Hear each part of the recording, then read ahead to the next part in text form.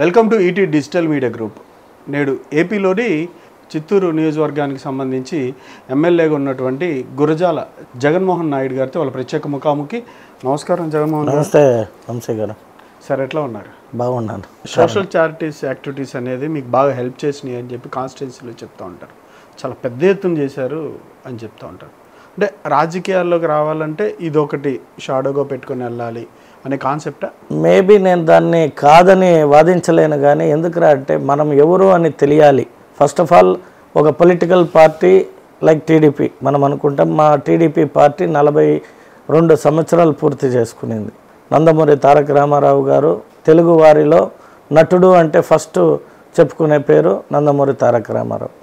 అలాగే పాలిటిక్స్లో ఈరోజు తెలుగు వాళ్ళలో ప్రపంచ స్థాయి గుర్తింపు తెచ్చుకున్న గొప్ప నాయకుడు ఎవరైనా ఉండారు అంటే అది నారా చంద్రబాబు నాయుడు గారు. అలాగే వారి తనయుడు నారా లోకేష్ గారు కూడా ఈరోజు ఉన్న రాజకీయాలకి he is born brought up with diamond spoon, not golden spoon. తాతగారు అతను పుట్టిన టైంకి ముఖ్యమంత్రి, ఒక పార్టీ అధినాయకుడు, విశ్వవిఖ్యాత నట సార్వభౌముడు, తండ్రి మంత్రి స్థానము. అటువంటి సమయంలో పుట్టిన మా నారా లోకేష్ గారు ఈరోజు కుప్పం నుండి శ్రీకాకుళం విజయనగరం దాకా పాదయాత్ర వైజాగ్ దాకా చేశారు అంటే అదంత ఆషామాషి విషయం కాదు. ఈ రోజుల్లో ఉన్నత చదువులు చదువుకొని ఆస్తిపరులు ముఖ్యమంత్రి పిల్లలు మీరు ఎవరన్నా చూశారు అంటే అతి తక్కువ మంది. ఎక్కడో పార్టీ అధినేతల కొడుకులుగా రికగ్నైజ్ అవ్వడం వేరు, సెల్ఫ్గా అతన్ని ప్రూవ్ చేసుకోవడం వేరు. మా నాయకుడు తనను తన సెల్ఫ్గా ప్రూవ్ చేసుకున్నాడు. పాదయాత్రతో కావచ్చు, అతని ఎడ్యుకేషన్లో కావచ్చు, అతను చేపట్టిన బాధ్యతమైన ఏ వృత్తిలో కూడా తనకంటూ ఒక మార్క్ వేసుకున్నాడు. ఇవన్నీ చూసే వ్యక్తిగా నేను కూడా మీరు చెప్పినట్టు సేవాభావం చేశారు, అది ఒక షాడోలో అన్నారు. ఒక మనిషి రికగ్నైజ్ కావాలంటే ఏదో ఒకటి చేయాలి. ఏం చేయాలి అంటే నేను చేస్తా ఉన్నది సేవ. ఎక్కడ చేశాను? బెంగళూరులో చేశాను. నేను పుట్టిన ఊరికి చేయాలని మా నాన్నగారి కోరికతో చిత్తూరుకు వచ్చా. సర్వీస్ చేశాం. ఎక్కడ కూడా ఎవరిని డిమాండ్ చేయలేదు. నాకు పార్టీ కావాలని కానీ పార్టీలో సీటు కావాలని కానీ నేను ఏ ఒక్క వ్యక్తి దగ్గరికి పోయి కూడా రికమెండ్ చేయలేదు. ఎందుకంటే మా father was a business man, not a politician. So నేను ఒక పొలిటీషియన్గా మీరు అన్నట్టు ఎమ్మెల్యే అయితే ఇంకొందరికి సేవ చేయగలుగుతాము అన్నప్పుడు మనం ఏదో ఒకటి చేయాలి. ఆ చేసిన పనిని పాజిటివ్గా తీసుకునే వాళ్ళు ఉంటారు, పొలిటికల్గా థింక్ చేసిన వాళ్ళు దాన్ని షాడోగా ఆయన ఫస్ట్ సర్వీస్ చేసి మళ్ళీ ఎమ్మెల్యే అయినా ఏదో ఒకటి చేయనిది ఏది కాలేం కదా. నేను చేసిన సర్వీస్ ఏం చేశా? పేద ప్రజలు చదువుకోలేకపోతే ఫీజులకి డబ్బులు ఇచ్చా. కొందరు వచ్చి మాకు చర్చలు కావాలంటే చర్చలు కట్టుకోమన్నా, కొందరు మసీదు కడుతున్నాం ఆర్థిక సహాయం అంటే ఆర్థిక సహాయం చేశా. ఇంకా అలాగే హాస్పిటలైజేషన్, కొందరు పేదవారికి హాస్పిటలైజేషన్ లేదంటే ప్రతి ఒక్కరిని హాస్పిటల్కి పంపించి వాళ్ళు బిల్లులు కట్టా. ఎవరైనా వచ్చిందైనా మేము ఇల్లు కట్టుకున్నాం, మేము షీట్లు వేసుకునేకి డబ్బులు లేదంటే వాళ్ళకి ఇండ్లకి షీట్లు ఇచ్చాం. అలాగే ఒకప్పట్లో నారా చంద్రబాబు నాయుడు గారు చంద్రన్న కానుక అని చెప్పి సంక్రాంతి అప్పుడు ఇచ్చాడు. ఎందరో పేద ప్రజలు సంతోషం చూశాను. నేను పుట్టి 42 సంవత్సరాలు అయింది కాబట్టి సంక్రాంతి రోజు పుట్టానని నేను కూడా ఒక 42,000 మందికి కిట్లు ఇవ్వడం జరిగింది. చంద్రన్న కానుక మాదిర నేను ఆ సేమ్ దీంతో సంక్రాంతి రోజు ప్రతి ఇంట్లో కూడా వాళ్ళ ఆ ఫెస్టివల్ని హ్యాపీగా జరుపుకోవాలని ఒక 1000 రూపీస్ విలువ చేసే ఒక ఐటమ్స్ని కిట్గా అందరికి ఇవ్వడం జరిగింది. ఇలా అనేక ఇంకా తోపుడు బండ్లు, కొందరు పేదవాళ్ళకు కూరగాయలు అమ్ముకోవాల్సి వస్తే రోడ్ల పైన కూర్చొని అమ్ముతున్నారు. ఇంకా కూడా రోడ్ల పైన కూర్చొని కూరగాయలు అమ్మడం ఏంది అని చెప్పి ఒక 250 బండ్లు ఇచ్చినాను ప్రజలకి. అలాగే దీపావళి రోజు వాళ్ళ ముఖాల్లో ఆనందం కలగాలని పేదవారికి అంతా ఒక వెలుగునిచ్చే దీపావళి రోజు టపాసులు పంచడం జరిగింది. ఇలా అనేక కార్యక్రమాలు చేశా. అది ప్రజల్లోకి ఒక గుడ్ రీచ్ పోయింది కాబట్టి ప్రజలు కోరుకున్నారు ఇటువంటి ఒక నాయకుడు. అందరూ నాయకులు వస్తారు, బట్ సేవ చేసే నాయకులు చాలా తక్కువ వస్తారు. కానీ మీరు ఇంత పనిచేశాక, జనాలకి ఇంత ఆసరాగా నిలబడ్డాక కానీ మీకు వచ్చిన మెజారిటీ తక్కువ అనిపించలే? అంటే ఒకటి, మనం వచ్చినది 6 months. మనం ఏది కూడా ఊహాలోకంలో ఉండకూడదు. చిత్తూరులో మీరు ఎప్పుడైనా రాజకీయాన్ని గమనించారు అంటే ఈ తెలుగుదేశం పార్టీ పెట్టి 1982లో 83 ఎలక్షన్కి వెళ్ళి అక్కడ ఝాన్సీ లక్ష్మి అనే ఆమె గెలిచింది. ఫస్ట్ తెలుగుదేశంలో ఒక మహిళా ఎమ్మెల్యేగా ఆవిడ గెలిచింది. అనివార్య కారణాల వల్ల బై ఎలక్షన్స్ మళ్ళీ వచ్చినప్పుడు 85లో అక్కడ స్థానికంగా దొరబాబు అనే ఒక వ్యక్తికి తెలుగుదేశం పార్టీ సీట్ ఇస్తుంది. అప్పుడు అక్కడ గోపీనాథ్ అని కాంగ్రెస్ పార్టీ నుండి వారు గెలుస్తారు. అంటే తెలుగుదేశం అక్కడ స్వింగ్లో ఉంటే కాంగ్రెస్ గోపీనాథ్ గెలుస్తారు. మళ్ళీ 89 ఎలక్షన్ మీరు చూసారంటే స్టేట్ అంతా కాంగ్రెస్ ఒక వేవ్ వస్తే అక్కడ ఇండిపెండెంట్గా సీకే బాబు అలియాస్ జయచంద్రారెడ్డి అనే వ్యక్తి గెలుస్తాడు. అలాగే అతను మళ్ళీ కాంగ్రెస్లో జాయిన్ అయితే 94 మళ్ళీ నారా చంద్రబాబు నాయుడు గారి సారథ్యంలో ఎన్టీ రామారావు గారు ముందడుగులో 94 మళ్ళీ అత్యంత మెజారిటీ తెలుగుదేశం గెలుచుకున్నా అక్కడ కాంగ్రెస్ నుండి సీకే బాబు గెలుస్తారు. అలాగే 99 మళ్ళీ సీకే బాబు గారు గెలుస్తారు. 2004 రాజశేఖర్ రెడ్డి గారు పాదయాత్ర చేసి కాంగ్రెస్ వేవ్ వస్తే చిత్తూరులో ఏఎస్ మనోహర్ గారు 2004 తెలుగుదేశం నుండి గెలుస్తారు. సో అక్కడ మీరు గమనిస్తే అధికారం ఒకటి ఉంటే మీ దగ్గర ఎమ్మెల్యే ఉల్టా ఉంటారు. ఎందుకంటే మాది బార్డర్ కాన్స్టిట్యుయెన్సీ, తమిళ ప్రజలు ఎక్కువగా ఉంటారు, తమిళియన్స్. వాళ్ళకి మన స్టేట్తో పెద్దగా సత్సంబంధాలు ఉండవు, బంధుత్వాలు కానీ లేదు లాంగ్వేజ్ ఇష్యూస్లో కానీ లేదా మన డెవలప్మెంట్ పైన కానీ. అది బార్డర్, ఇటు వేలూరు, మెడ్రాస్, చెన్నై, సోలింగర్ అంతా బార్డర్ కాబట్టి సో అక్కడ ప్రజలకి మన ఆంధ్ర రాష్ట్ర రాజకీయాలతో కానీ వ్యక్తిత్వాలతో పని ఉండదు. కాబట్టి మీరు అవన్నీ చూసుకొని వస్తే మా చిత్తూరు ఎంపీ గారు ఆదికేశులు గారు సతీమణి ఆమె నిలబడి సత్యప్రభమ్మ గారు అప్పుడు 5650తో గెలుస్తారు. మళ్ళీ జేఎంసీ గారు మొన్న ఎలక్షన్లో ఒక 40,000తో గెలిచారు. ఎందుకంటే వారు ఒక 20-25 సంవత్సరాలు రాజకీయాల్లో ఉండి ఎప్పుడు కూడా గెలవకపోతే ప్రజల్లో ఒక సింపతి వచ్చింది. అరే మాకు నీరు ఇచ్చినాడు, మంచి చేశాడు, ఎన్నో కార్యక్రమాలు చేశాడు అని అక్కడ జేఎంసీ గారికి 40,000 రావడం జరిగింది. మళ్ళీ తరువాత జేఎంసీ గారి ఈ 4-5 సంవత్సరాల ఎమ్మెల్యేలో మా పార్టీ అక్కడ కొద్ది దెబ్బతినింది. ఎవరు లీడర్షిప్ బిల్డ్ చేయలేకపోయారు. సో నేను ఎప్పుడైతే యువగలం పాదయాత్రలో కొన్ని కారణాల వల్ల అక్కడ ఫుల్ సక్సెస్, అంటే సక్సెస్ అయింది కానీ ఒక భారీ ఎత్తున సక్సెస్ కాలేదు అనే ఒక చిన్నపాటి భావన ఉండింది. కాబట్టి నన్ను కూడా ప్రతి ఒక్కరూ ఏమయ్యా మీరు ఇక్కడ వచ్చి చంద్రబాబు నాయుడు ఫోటోలు వేసుకొని చంద్రబాబు నాయుడు ఇది చేస్తారు తప్పితే మీ చిత్తూరులో అది ఇది అని మాట్లాడినప్పుడు మా నాన్నగారు కూడా నన్ను ప్రోత్సహించడం, నేను పోయి చిత్తూరులో సేవా కార్యక్రమాలతో స్టార్ట్ చేసి మీరు చెప్పినట్టు ఒక మంచి లీడర్గా ఎదిగితే ఫ్యూచర్ ఉంటుందని వచ్చాను తప్పితే ఈ ఎన్నికల్లోనే నాకు సీట్ వచ్చి నేను ఎమ్మెల్యే అయిపోతాను అనే భావంతో అయితే రాలేదు. అంటే కొత్తగా వచ్చిన వ్యక్తులకి లేదంటే ఆశావాహాలు ఉన్నా సరే మీకు టికెట్ ఎట్లా లభించింది అనుకోవాలి. అంటే నేను పార్టీలో 15 సంవత్సరాలుగా పని చేస్తున్నా. మా అధినాయకుడు ఎక్కడ ఏ పని చెప్పినా తమ్మలపల్లి పోయి ఎలక్షన్ చేయమంటే తమ్మలపల్లి పోయి చేశా, లేదా పలానా పని చేయంటే పలానా పని చేసేవాడిని.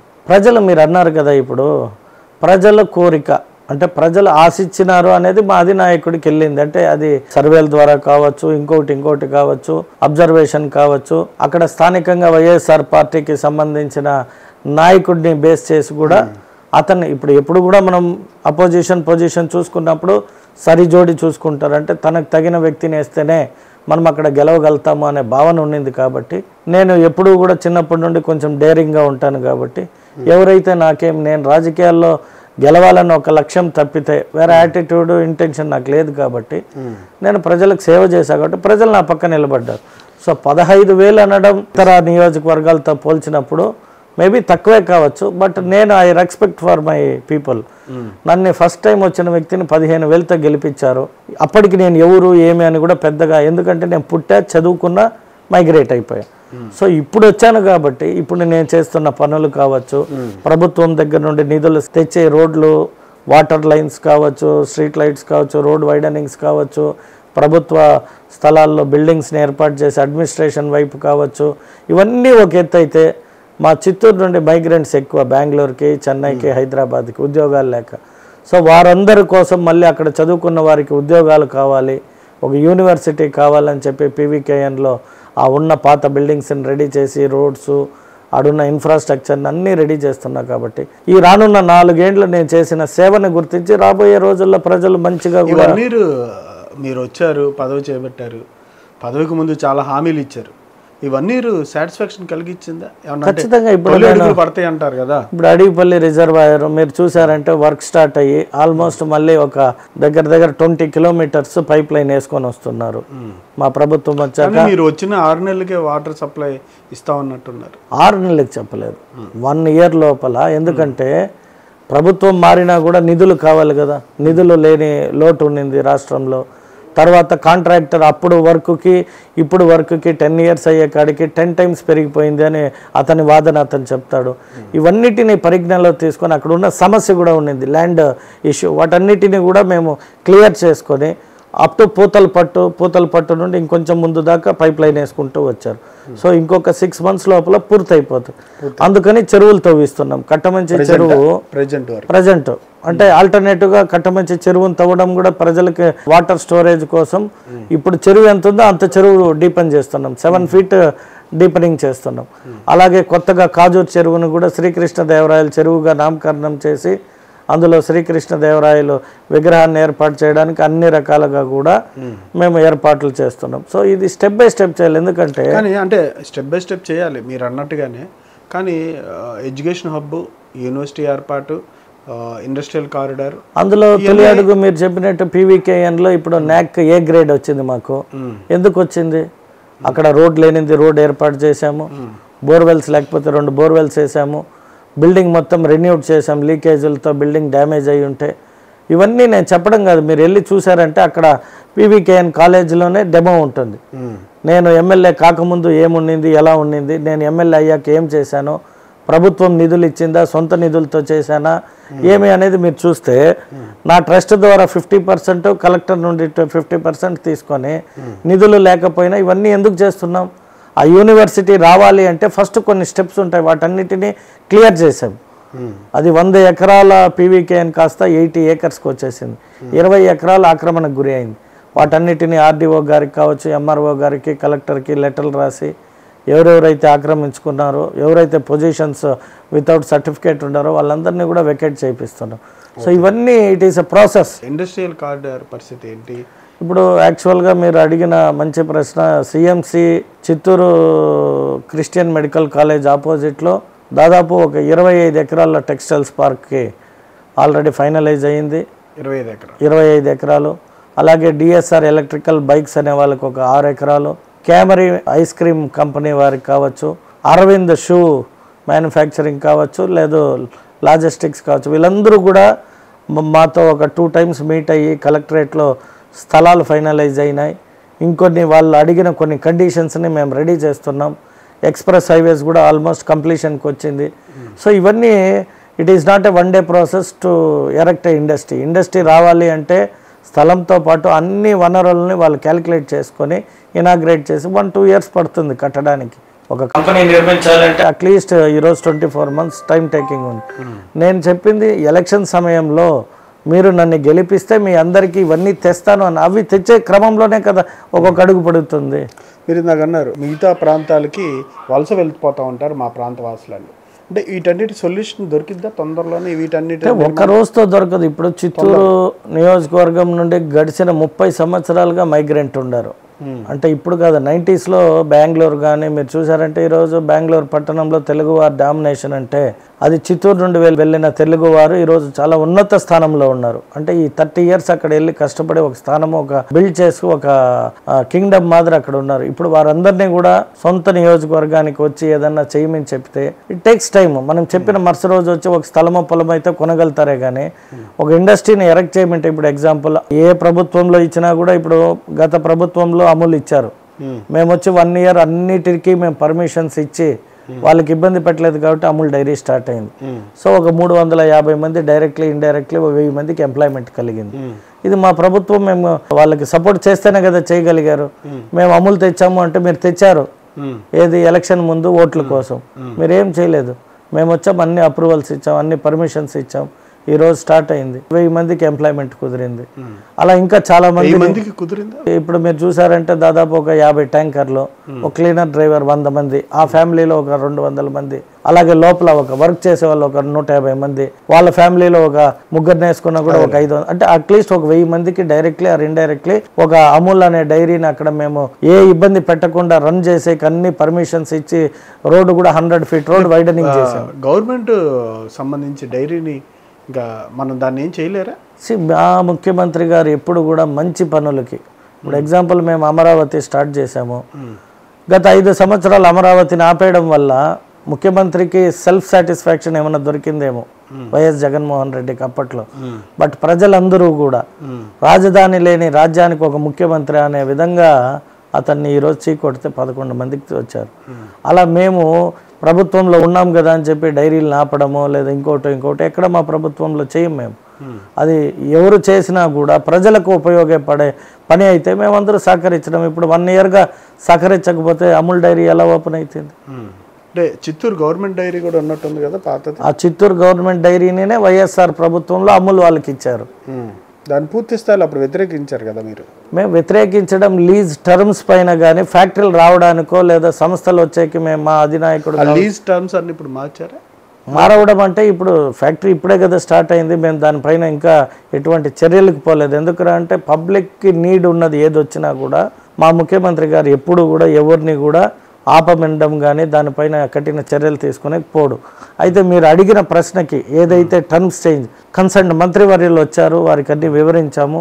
ఖచ్చితంగా వాటిపైన మేము ఆలోచన చేస్తామన్నారు. ఎందుకంటే 99 ఇయర్స్ లీజ్కి ఇవ్వడం, ఆ లీజ్ వివరాలు ఇక్కడ మేము డిబేట్ చేసాం తప్పితే మన ఆంధ్ర రాష్ట్రానికి వచ్చే ఫ్యాక్టరీలో కంపెనీల్లో మేము ఎప్పుడు కూడా రిజెక్ట్ చేయలేదు లేదా అవాయిడ్ చేయలేదు. మీరు చిత్తూరు నుంచి కొంచెం వయసు వచ్చిన తర్వాత అటు వెళ్ళిపోయారు. జాతరలో అట్లా పాల్గొన్నారు ఎప్పుడైనా? జాతర అదే ఫస్ట్ టైం మొన్న ఎమ్మెల్యేగా గంగమ్మ జాతరకి ఎమ్మెల్యేగా పాల్గొన్నా. చిన్నప్పుడు అంటే నాకు అంత అవగాహన లేదు. తర్వాత బెంగళూరు వెళ్ళి 25 ఇయర్స్ అయిపోయింది కాబట్టి నేను ఎప్పుడు వచ్చి పాల్గొనేవాడిని కాదు. మొన్న ఫస్ట్ టైం విన్నారా గతంలో ఇంతకుముందు? చిత్తూరులో గంగమ్మ జాతర అనేది ఫేమస్ అనేది మా నియోజకవర్గంలో దానికి 400 ఏళ్ళ చరిత్ర ఉంది అంటారు గంగమ్మ జాతర. జగన్మోహన్ రెడ్డి గారు మాట్లాడుతూ ఆయన వ్యాఖ్యలు ఎవరో ప్లే కార్డు పట్టుకున్న పోస్టర్ పట్టుకున్న వ్యక్తిని సమర్థిస్తా రాజకీయాల్లో ఏముంది రేపు అధికారంలోకి వస్తే తెలుగుదేశం పార్టీ వాళ్ళందరినీ రప్ప అని చెప్పి ఆయన వ్యాఖ్యలు ఉన్నాయి.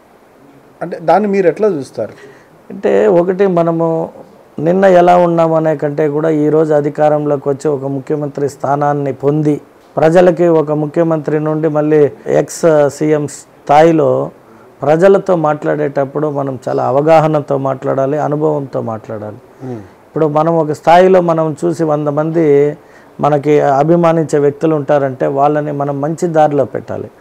మనమే రపరప అంటే అతనికి కడప కల్చరు ఫ్యాక్షన్ ఫ్యామిలీ నుండి వచ్చిన వ్యక్తి, ఫ్యాక్షన్ కల్చర్కి ఉన్న వ్యక్తి కాబట్టి ఆంధ్ర రాష్ట్రంలోని ప్రజల్ని కూడా తను చీప్గా చూడడం అనేది చాలా బాధాకరం. అంటే ఒక ఆ స్థానం పొందిన వ్యక్తి రేపు గంగమ్మ జాతరలో తెలుగుదేశం నాయకుల్ని రపరప నరుకుతారు అంటే అది అతని విజ్ఞతకు వదిలిపెడతాం. ఇంకా అతన్ని ఎంత చోపు మాట్లాడుతూ ఉంటే మాకు టైం వేస్ట్. అంటే అటువంటి వ్యక్తి గురించి మాట్లాడుకోవడం కూడా నా దృష్టిలో మాకు టైం వేస్ట్ అని. ఆయన ఇప్పుడు అమరావతికి సంబంధించి రాజధాని విషయంలో వాళ్ళ పార్టీ చేస్తున్న వ్యాఖ్యలు కావచ్చు, దాని తర్వాత తదనంతర పరిణామాలు మీరు చూస్తూ ఉన్నారు. అక్కడ మోడీ గారి పనులు ప్రారంభించిన కానించి సెకండ్ టైం ఇవన్నీ వరుసగా అమరావతి రాజధాని మీద ఒకటి జరుగుతూ వచ్చింది. అట్లాగే ఈయన పర్యటనల నేపథ్యంలో పక్కన ఎవరో ఒకరు చనిపోతూ ఉన్నా సరే ఈయన పర్యటనలు కొనసాగిస్తా వాటితో పాటు వివాదాస్పద వ్యాఖ్యలు కావచ్చు, ఒక రకమైనటువంటి ఉద్రేకాన్ని రెచ్చగొట్టే ధోరణుల్ని వ్యవహరించే విధానాన్ని ఎట్లా చూడాలి ఆంధ్రప్రదేశ్? బై అన్ఫార్చునేట్లీ మన ఆంధ్ర రాష్ట్రమే కాదు మన ఇండియాలో ఒక చిన్న వీక్నెస్ ఏమంటే ఎస్పెషల్లీ సౌత్కి తన తండ్రి గారు లేదా తన తాతగారు ఉన్న నేపథ్యము కల్చర్ మీరు చూశారు అంటే they are all from Kadapa అంటే ఫ్యాక్షనిస్ట్ ఫ్యామిలీ ఫ్యాక్షన్ బ్యాక్గ్రౌండెడ్ అని చెప్తాము. అయినను అటువంటి వ్యక్తికి ఆంధ్ర ప్రజలు మద్దతు పలికి 151 స్థానం కట్టబెట్టి ఇంకా వయసులో ఉన్న యువకుడు అభివృద్ధి చేస్తాడు అని ఒక ఛాన్స్ ఒకే ఒక అవకాశం ఏమని అడిగితే ఇచ్చారు. నువ్వేం చేసావు? చేయలేకపోయినా ఉన్నదాన్ని ఆపేయడం అనేది చాలా తప్పు కూడా. ఎందుకంటే అమరావతికి భూములు ఇచ్చింది రైతులు. ఎవరికి ఇచ్చారు? చంద్రబాబు నాయుడుకి లేదు, ప్రభుత్వానికి ఇచ్చారు. ప్రభుత్వానికి ఇచ్చిన భూములని నువ్వు అభివృద్ధి చేయలేకపోయినా అట్లీస్ట్ నేను అనేది ఏమంటే ప్రభుత్వానికి కావాల్సిన నెసెసిటీ ఏముందో అది కూడా కంప్లీట్ చేయలేకపోయావు. వికేంద్ర రాజధానిలో 3 చేస్తానంటూ కర్నూలులో హైకోర్టు అంటే హైకోర్టు కట్టావా? అట్లీస్ట్ మనం అమరావతిలో హైకోర్టు ఉంది. ఇవాళ మాకు ఇచ్చిన 3 సంవత్సరాల్లో మా ముఖ్యమంత్రి గారు హైకోర్టు కట్టారు. వైఎస్ జగన్మోహన్ రెడ్డికి 5 సంవత్సరాలు అవకాశం ఇచ్చారు. కనీసం ఫౌండేషన్ వేసారా కర్నూలులో? ప్రజలు అడుగుతలేదు. అలాగే వైజాగ్ అన్నారు. వైజాగ్లో ఏదైనా ఒక బిల్డింగ్ కట్టారంటే తను నివసించడానికి ఆ ఋషికొండలో ఒక అందమైన భవనాన్ని నిర్మించాడు. అది కూడా ఎవ్వరికి తెలియకుండా షీట్లు కొట్టేసి అక్కడ ఏం జరుగుతుందనేది ప్రజలకు అర్థం కాకుండా 450 కోట్లు వీక్షించి ప్రజల ధనాన్ని అక్కడ కట్టాడు. అంతకు మించి ఏదన్నా కట్టినట్టు మీ దగ్గర ఆధారాలు ఉంటే మీ టీవీ సాక్షిలోనే మీరు ప్రచురించండి. నేను ఫలాంది తెచ్చా, ఫలాంది కట్టా, ఫలాంది చేశా. 14లో మాకు 1.5 year హైదరాబాద్లో జాయింట్ యూనివర్సిటీలు కట్టారు, మెడికల్ కాలేజీలు నిర్మాణం చేశాము, ఎవరు గ్రామ సచివాలయాలు నిర్మాణం చేశాం. ఏంది గ్రామ సచివాలయాలు 2500 square feet కట్టడం ఒక కట్టడం అంటారా? మెడికల్ కాలేజీలు మరి ఎక్కడ కట్టారు మెడికల్ కాలేజ్? జిల్లాలకు ఒకటి అని చెప్పి పార్లమెంట్ అనౌన్స్ చేశారు. ఫినిష్ అయినాయా? కంప్లీషన్ అయినాయా? వాటికి నిధులు ఇచ్చారా? ఇప్పుడు చంద్రబాబు నాయుడు గారు అమరావతి కడతామని రైతులను అడగంగానే రైతులు ఒక వ్యక్తి పైన నమ్మకంతో 33,000 ఎకరాలు ఇచ్చారు. అట్లీస్ట్ మేము ఇన్ఫ్రాస్ట్రక్చర్ క్లీన్ చేసి, బుష్ క్లియరెన్స్ చేసి, రోడ్స్ వేసి, అట్లీస్ట్ తాత్కాలిక భవనాలు కట్టాము. ఎందుకురా అంటే మనం ఈ రోజుల్లో 1 ఎకరాలు ఇల్లు కట్టాలి అంటే ఫస్ట్ అక్కడ పోయి టెంపరరీ మోడల్ హౌస్ కడుతున్నాం, లేబర్ క్వార్టర్స్ కడుతున్నాం, స్టాక్ పెట్టడానికి సిమెంట్ స్టీల్ వస్తే ఒక షెడ్ నిర్మిస్తున్నాం. అలా ఒక అమరావతి, ప్రపంచంలోనే అద్భుతమైన అమరావతి కట్టాలని కాంక్ష ఉన్న ముఖ్యమంత్రి తాత్కాలికంగా మనం ఇక్కడ నుండే పరిపాలిస్తే తప్పితే ప్రజలు ఆకర్షితులు కారు అని చెప్పి అక్కడ సెక్రటరేట్ కట్టడం జరిగింది, అనేక బిల్డింగ్లు కట్టడం జరిగింది. మీరు ఒక ఎస్టిమేట్ ఏంటి 3 సంవత్సరాల్లో 36 నెలల వ్యవధిలో ఏం చేయాలో అది చేసిందా లేదా అనేది media can go and see what happened in Amaravati. అలాగే 5 సంవత్సరాలు వైఎస్ జగన్ ఏం చేశాడని మీరు ఒక వివరణ మీరే తీసుకోండి. అంటే గతం అయిపోయిన తర్వాత ఇప్పుడు ఆయన వ్యాఖ్యలు కావచ్చు, అమరావతి రాజధాని అంటే పెట్టుబడిదారుల విషయంలో ఏదో కుట్రకోణం ఉంది అని పదే నాయకులు చెప్తా ఉన్నారు. మీ పాయింట్ ఆఫ్ వ్యూలో ఏదైతే వైఎస్ఆర్సీపీ పార్టీ ఇప్పుడు ప్రజెంట్ ఉన్న ప్రతిపక్షంగా ఉన్నటువంటి పార్టీ ఏ వ్యవహార శైలి అనుసరిస్తుంది అనుకోవాలి? అంటే నేను మీరు అడిగిన ప్రశ్నకి మీతోనే ఒక చిన్న సమాధానం చెప్పిస్తాను, ప్రజలకు అర్థం కావాలి. నారా చంద్రబాబు నాయుడు అనే వ్యక్తి వ్యాపారస్తుడై రాజకీయంలోకి వచ్చాడా, రాజకీయ నాయకుడై వ్యాపారంలోకి వచ్చాడా మీ ఉద్దేశంలో? ఎవరైనా సరే ఫస్ట్ ఆయన చరిత్ర తెలిసిన వాళ్ళు ఎవరైనా రాజకీయాల్లో నుండి వ్యాపారాల్లోకి, తర్వాత ఎప్పుడు దాదాపు ఒక 15-20 సంవత్సరాల తర్వాత జగన్మోహన్ రెడ్డి ఎలా వచ్చాడు? తండ్రి ముఖ్యమంత్రి స్థానంలో ఉంటే వ్యాపారాలు చేసి, తండ్రి అన్ఎక్స్పెక్టెడ్గా తన మరణానంతరం రాజకీయాల అవసరాలకి అతని ఆస్తులు వ్యాపారాలు కాపాడుకోవడానికి కొత్త పార్టీ పేరు పెట్టి తనకి జన్మనిచ్చిన కాంగ్రెస్, అంటే అతను కాంగ్రెస్లో ఎంపీ అయ్యాడు. అటువంటి జన్మనిచ్చిన పార్టీని తన్ని సొంత పార్టీ పెట్టుకొని తను వ్యాపారాలని ఆస్తుల్ని కాపాడుకోవడానికి ఒక రాజకీయ పార్టీ అధినాయకుడు అయ్యాడు. అంటే మీకు ఇక్కడే ఆన్సర్ ఉంది. వ్యాపారం చేసి రాజకీయం చేసేవాడు ఎక్కడ కూడా రాజధానిలు బిల్డ్ చేయలేడు, సొంతానికి బిల్డ్ చేయగలుగుతాడు తప్పితే. అంటే అతను వచ్చింది స్వయాన తను ఎదిగిన వ్యక్తి తన ఆస్తుల్ని వ్యాపారాలని కాపాడుకోవడానికి పదవి కావాలని కోరుకున్నాడు. ఇక్కడ మా చంద్రబాబు నాయుడు గారు 1975 ఇంచుమించు 78లో ఆయన ఎమ్మెల్యే అయ్యారు, కానీ 75 నుండి రాజకీయాల్లో ఉన్నారు. అంటే ఇంచుమించు 50 సంవత్సరాలు రాజకీయాల్లో ఉన్న వ్యక్తి 92లో వచ్చి తన కుటుంబ సభ్యులు, ఎందుకంటే అక్కడ ఎన్టీఆర్ కూతురు మా భువనేశ్వరి గారు, అలాగే వారితో పాటు ఉన్నవారు, వారందరూ కలిపి పాలు, అంటే మనం నిద్ర లేవగానే స్వచ్ఛమైన ఆవు పాలు మనము తాగడానికి వారు ఒక మంచి ఉద్దేశంతో పెట్టుకున్న కంపెనీ హెరిటేజ్ కంపెనీ. అది ప్రభుత్వానికి సంబంధం లేని ఒక వృత్తి. వైఎస్ జగన్మోహన్ రెడ్డి అనే వ్యక్తి ఏం పెట్టుకున్నాడు? భారతీ సిమెంట్స్, ప్రభుత్వానికి సంబంధించిన మైన్స్, వాటిని లీజులు తీసుకొని కొల్లగొట్టి 1000 కోట్లకు అమ్ముకున్నాడు. 10 సంవత్సరాల క్రితమే ఆ భారతీ సిమెంట్స్లో 48% ఆఫ్ స్ట్రైక్ని 2,900 కోట్లకు అమ్మాడు.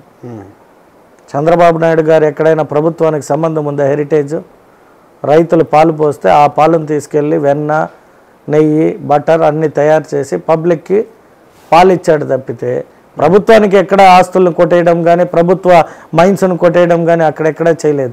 కాబట్టి అమరావతిని కూడా ఒక వ్యాపార కోణంలో ఆలోచించి దాన్ని ఎదగనీయకుండా అమరావతి కాదు అది కమరావతి, కమ్మవారు నివసించే స్థలం అన్నాడు. ఇప్పుడేమంటున్నాడు? మొన్న ఆ చుట్టుపక్కల వేసులు ఉంటారు అంటూ ఆడవారిని కించపరుస్తున్నాడు. సో అతనికి ఆ ఒక వయసు రీతి కావచ్చు, లేదంటే మెచ్యూరిటీ లెవెల్స్ అంటారు, అవి లేవు కాబట్టి ఏది పడితే అది మాట్లాడుతున్నాడు, రోజుకు ఒక స్టేట్మెంట్ ఇస్తున్నాడు. మీరు రాజధాని విషయంలో మీ ఒపీనియన్ ఫ్రాంక్లీ, చిత్తూరు అనేది చివర మీరు అన్నట్టు వేలూరు పక్కన బార్డర్, అది దాంతోపాటు ఇంకేముండదు. మీకు ఈ రాజధాని ఇక్కడ ప్రపంచ స్థాయి రాజధాని నిర్మాణం అంటారు, అక్కడ ప్రాంత ప్రజలకు ఎట్లా ఉంటుంది? నా నియోజకవర్గ ప్రజలు అని మాట్లాడిన కానీ ఒక క్యాజువల్ యాజ్ ఎ ఎమ్మెల్యేగా కూడా కాదు, ఒక కామన్ పర్సన్గా నేను ఒక మాట చెప్పదలుచుకున్నా. ఏ రాష్ట్రానికైనా ఒక క్యాపిటల్ ఉంటుంది, ఏ రాజధాని. ఈ రోజు కాదు, మీరు చూస్తే చోళ సామ్రాజ్యం అంటే 1000 సంవత్సరాల క్రితం పోయినా కూడా పరిపాలించిన ప్రతి రాజుకి ఒక క్యాపిటల్ని చేసుకొని పరిపాలించాడు. ఇప్పుడు శ్రీకృష్ణదేవరాయలు విజయనగరం హంపీని రూల్ చేశాడు, అంటే అక్కడ క్యాపిటల్ చేసుకొని సౌత్ ఇండియా అంతా కూడా పరిపాలించాడు. అప్పుడప్పుడు చంద్రగిరి కోటను కట్టాడు, అంటే వేసవి కాలంలో ఒక జాగా నుండి పరిపాలన, సమయ సంభావన. అప్పట్లో ఇప్పుడు మాదిరి విమానాలు లేవు, బస్సులు లేవు, కార్లు లేవు. అప్పట్లో ఏనుగులు గుర్రాల మీద ఒక ప్రాంతం నుండి ఇంకొక ప్రాంతానికి పోయి పరిపాలించేవారు. పరిపాలనలో ఇంకా కొంచెం పట్టు సాధించాలని అక్కడక్కడ కూడా కొన్ని సంస్థానాలని క్రియేట్ చేసేవాళ్ళు. కంచి ఒకటి, చంద్రగిరి ఒకటి, పెనుగొండ ఒకటి, అలాగే మా కడప దగ్గర గండికోట ఒకటి, అలా చిన్న చిన్న సామ్రాజ్యాలని నిర్మించి అప్పుడప్పుడు ఏదో ఒక 6 నెలలకో లేదా 2 ఏళ్ళకో ఒకసారో ఆ ప్రాంతంలో పోయి 1 నెల 2 నెలలు గడిపి అక్కడ ప్రజలు కావచ్చు, అక్కడ అతని సంస్థానం ఏమి అనేది చూసేవారు. ఇప్పుడు మనకు కూడా ఆంధ్ర రాష్ట్రం ఒకప్పుడు హైదరాబాద్, మీరు 70s చూస్తే హైదరాబాద్కి ఇంత చరిత్ర ఉండేది కాదు. అంటే మన హైదరాబాద్ నగరానికి ఒక చరిత్ర ఉండేది. నిజాములు పరిపాలించారు, గొప్పగా పరిపాలించారు, అక్కడ పెద్ద పెద్ద బిల్డింగ్స్ ఉండేవి అని. ఈరోజు మనం హైదరాబాద్ తెలంగాణకి వెళ్ళిపోయాక, ఒక ఆంధ్ర రాష్ట్రం విడిపోయినాక అడ్మినిస్ట్రేటివ్ అనేది కావాలి. ఎక్కడి నుండి చేయాలి? ఇప్పుడు అప్పట్లో రాజులు అనేవాళ్ళు, ఇప్పుడు ముఖ్యమంత్రులు మంత్రులు అనొచ్చు. ఒక మంత్రి గారినో ముఖ్యమంత్రినో కలవాలి అంటే ఫలానా ఒక స్థలం అనేది ఉండాలి. అధికారులు అనేవాళ్ళు హెడ్ ఆఫీస్ అనేది ఉంటాయి కొన్ని. ఇప్పుడు చిత్తూరు జిల్లా, చిత్తూరు వచ్చే హెడ్ క్వార్టర్స్. ఎందుకు హెడ్ క్వార్టర్స్ అని పెట్టేవారు? చిత్తూరు జిల్లా మొత్తం అడ్మినిస్ట్రేషన్ ఒక జాగా నుండి చేయాలి. అందుకని చిత్తూరులో కలెక్టరేట్ కట్టారు, చిత్తూరులో సబ్ జైలు ఉంటుంది, చిత్తూరులో అనేక రెవెన్యూ డిపార్ట్మెంట్లు ఉంటాయి, అనేక రకాల ఎస్పీ బంగ్లా ఉంటుంది, పోలీస్ హెడ్ క్వార్టర్స్ ఉంటుంది, అన్నీ కూడా ఉంటాయంటే అక్కడ నుండి పరిపాలిస్తారు. ఈ హెడ్ క్వార్టర్స్కి ఎక్కడి నుండి ఆదేశాలు రావాలి? ఒక క్యాపిటల్ నుండి రావాలి. అంటే క్యాపిటల్ ఈజ్ మోస్ట్ ఇంపార్టెంట్. అది కట్టడానికి మన దగ్గర డబ్బు లేకపోయినా నారా చంద్రబాబు నాయుడు గారు చేసిన ఒక అభివృద్ధి, అంటే హైదరాబాద్ని ప్రపంచమంతా చూసింది కాబట్టి వారిపై నమ్మకంతో ఇచ్చింది. ఆంధ్ర రాష్ట్రం అని లేదు, చంద్రబాబు నాయుడు ముఖ్యమంత్రి కాబట్టి ఇచ్చింది. ఇప్పుడు నేను అడుగుతున్న ఎవరినైనా ఒక ముఖ్యమంత్రిని ఈ దేశంలో ఎక్కడైనా ఒక 10,000 ఎకరాలు తీసుకోమనండి చూద్దాం. ఒక చిన్న ఫ్యాక్టరీ టాటా వారు నానో కట్టడానికి బెంగాల్కి వెళ్తే అక్కడ కట్టనీకపోతే ప్రజలు అక్కడ నుండి అది మైగ్రెంట్ అయిపోయింది ఎక్కడికో. అక్కడ ఉద్యోగాలు ఇవ్వాలని ఒక మంచి ఉద్దేశంతో టాటా గారు ఎప్పుడో ఒక రోజు ఆయన కారులో కూర్చొని వెళ్తుంటే ఒక సిగ్నల్ పడితే 6 మంది 5 మంది ఒక బైక్లో ఉంటే వర్షం తడుస్తూ, అరే ఇటువంటి వాడికి మనం ఒక చిన్న కారు ఇవ్వగలిగితే నేను కూడా ఒక మంచి పేరున్న వ్యక్తిగా చరిత్రలో మిగిలిపోతానని ఆ నానో కార్ తయారు చేయడం జరిగింది. సో ఇవన్నీ ఎందుకు చెప్తున్నానంటే ఒక క్యాపిటల్ అనేది ఈజ్ ద మోస్ట్ ఇంపార్టెంట్. ఒక డెలిగేట్స్ ఈరోజు వైజాగ్కి మన ప్రధానమంత్రి వచ్చారు యోగా కార్యక్రమానికి. ఎందుకు వచ్చారు? మా ముఖ్యమంత్రి గారు యోగా చేస్తాడు, మంచి హెల్తీగా ఉంటాడు. At the rate of 76 years కూడా హీఈస్ వర్కింగ్ 18 hours, 18 గంటలు పని చేస్తున్నాడు. అటువంటి వ్యక్తి ఈ ప్రోగ్రాం పెడితే వచ్చి ఇది చేశాడు. అంటే అలా నేనేమంటానంటే ఒక క్యాపిటల్ ఒక రాష్ట్రానికి ఒక హెడ్ మాదిరి. ఆ విధంగా ఇక్కడ ఉండడాన్ని మంచిది కదా. ఇప్పుడు వేర్ ఆర్ యూ ఫ్రమ్ అంటే మేము ఆంధ్ర అంటాం, ఎక్కడ అంటారు. హైదరాబాద్ అనగానే ఈరోజు ఒక వాల్యూ ఉంది. ఇప్పుడు మీరు కానీ ఫైనాన్షియల్ డిస్ట్రిక్ట్లో మీరు వెళ్ళి చూస్తే విపరీతమైన టవర్స్. అది ఈరోజు ముఖ్యమంత్రి వల్ల కలిగిన డెవలప్మెంట్ కాదు. ఆ రోజు ఎన్టీ రామారావు గారు మద్రాస్ స్టేట్ నుండి హైదరాబాద్ వెళ్ళిపోయాం, హైదరాబాద్ను ఒక స్థానంలో ఉంచారు. తర్వాత వచ్చిన చంద్రబాబు నాయుడు గారు ప్రపంచ పటంలో హైదరాబాద్కు ఒక కీర్తిని తెచ్చారు. తర్వాత రాజశేఖర రెడ్డి గారు కంటిన్యూ చేశారు. తర్వాత తెలంగాణ వచ్చాక మేము కూడా అభివృద్ధి చేసుకోలేమా అంటూ మన కేసీఆర్ గారు కూడా దాన్ని కంటిన్యూ చేశారు. ఎక్కడ కూడా ఇక్కడ అమరావతిని ఆపేసినట్టు, అమరావతిని విమర్శించినట్టు అక్కడ జరగలే. అక్కడ మీరు గమనిస్తే ప్రతి ముఖ్యమంత్రి కూడా పోటీపడి అభివృద్ధి చేశారు. ఇలా భావించుంటే అభివృద్ధి అయ్యేది కాదు కదా. రాజకీయాల్లోకి వచ్చేటప్పుడు మీరు ఏమనుకున్నారు? రాజకీయానికి ముఖ్యంగా నేను రావడానికి కారణం మా నాన్నగారు. మా నాన్నగారు ఎప్పుడు కూడా రైతు కుటుంబంలో జన్మించి వ్యాపారస్తుడయ్యి మమ్మల్ని బాగా చదివిపించి నన్ను ఐఏఎస్ చేయాలని ఆయన కోరిక. కాలరీతి అనారోగ్యంగా కొద్ది హెల్త్ ఇష్యూస్ వచ్చి నాన్నగారు వ్యాపారాల్లో ఆయన ఒకడే కాబట్టి ఆయన హెల్త్ ఇష్యూ వచ్చినప్పుడు ఇంటికి పెద్ద కొడుకుగా వ్యాపారం చేయాల్సి వచ్చింది. మా నాన్నగారు ఏదైతే పౌల్ట్రీగా ఉన్నారో ఆ పౌల్ట్రీ బిజినెస్ని టేక్ ఓవర్ చేసి కంటిన్యూ చేయాల్సి వచ్చింది. సో 3-4 years పట్టే కాడికి ఇంకా మళ్ళీ నేను ఎడ్యుకేషన్ కంటిన్యూ చేయలేకపోయినా.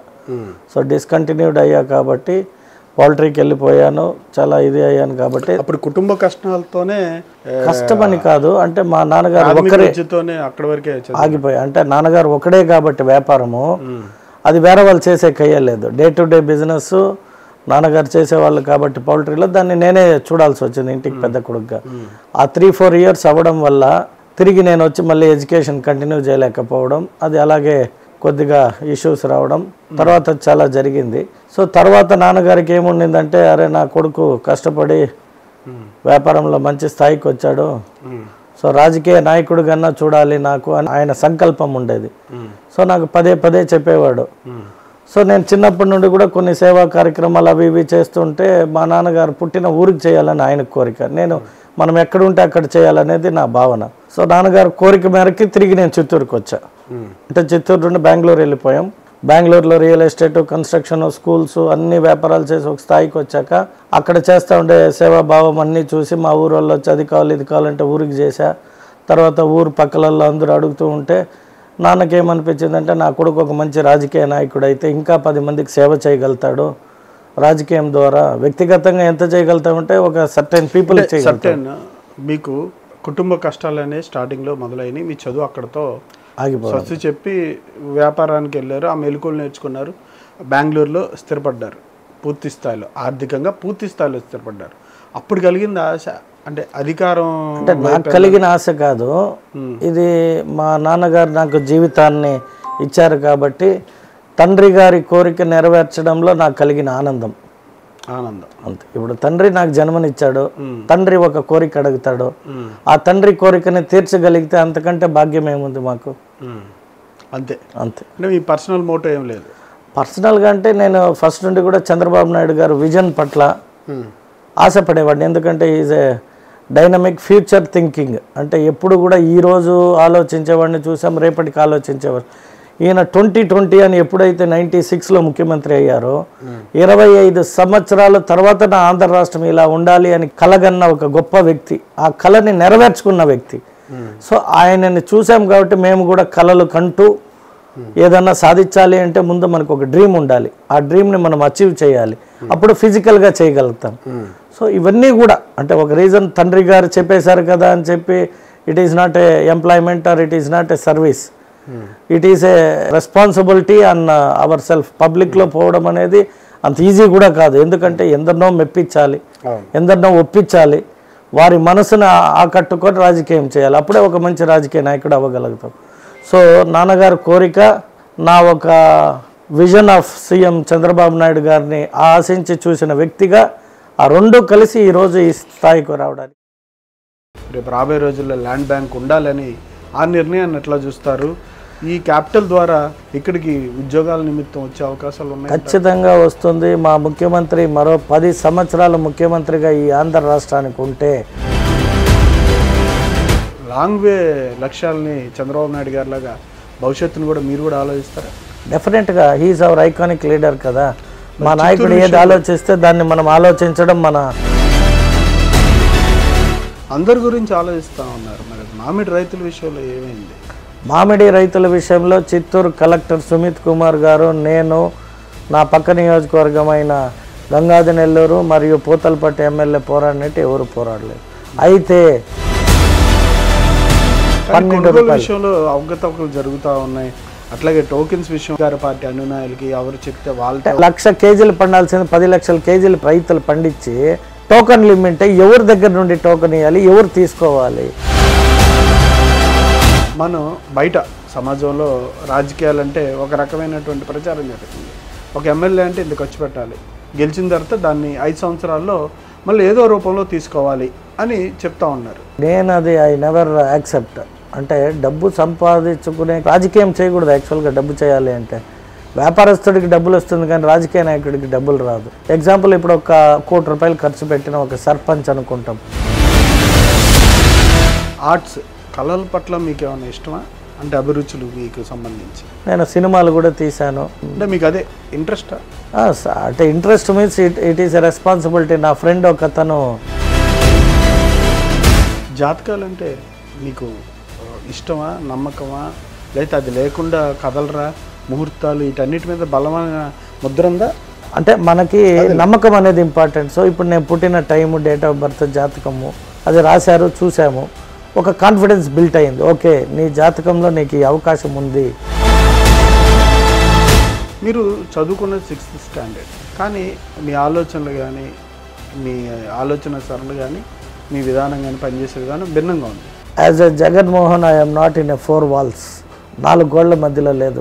ప్రపంచం తిరిగా, లోక జ్ఞానం నేర్చుకున్నా. సూపర్ 6 అమలు చేయలేరు తల్లికి వందనం ఇప్పుడు ఆ తల్లి మీకింత అని చెప్పి విమర్శించారు. ఇవాళ తల్లికి వందనం సంబంధించి రెస్పాన్స్ ఎట్లా ఉంది? తెలుగుదేశం పార్టీకి 2024లో ఓటేసిన ప్రజలు ఎందుకు ఉంటారంటారు మీ అంచనా? Thank you sir, thank you very much అండి.